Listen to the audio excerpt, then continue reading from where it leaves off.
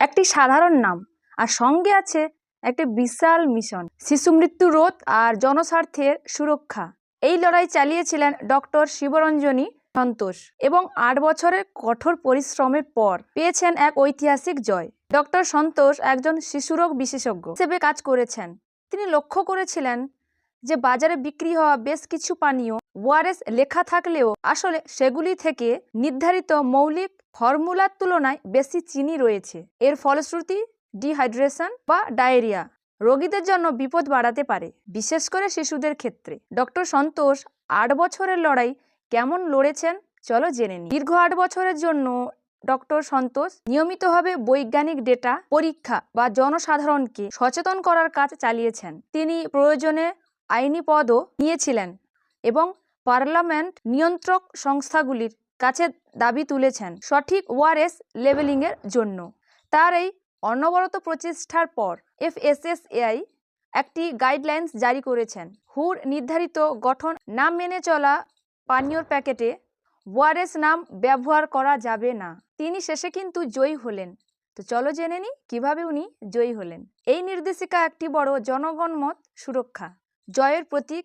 এটি ভক্তদের বিভ্রান্তি কমাতে সাহায্য করে এবং শিশুদের স্বাস্থ্য সুরক্ষার বৃদ্ধিতে অবদান রাখে। ডক্টর সন্তোষ এ জয়কে কেবল নিজের হিসেবে দেখেননি, তিনি বলেন এটি জনস্বার্থের জয়। তার কাজ ইতিমধ্যেই সাধারণ মানুষকে শিক্ষা দিচ্ছে ওআরএস শুধু নামে মাত্রই পানীয় নয়, বরং এটি একটি জীবন রক্ষাকারী সলিউশন হতে পারে যদি সঠিক ফর্মুলা মেনে তৈরি করা হয়। আচ্ছা, মানবিক দৃষ্টিকোণে ডক্টর সন্তোষ কেমন চলো জেনে নিই।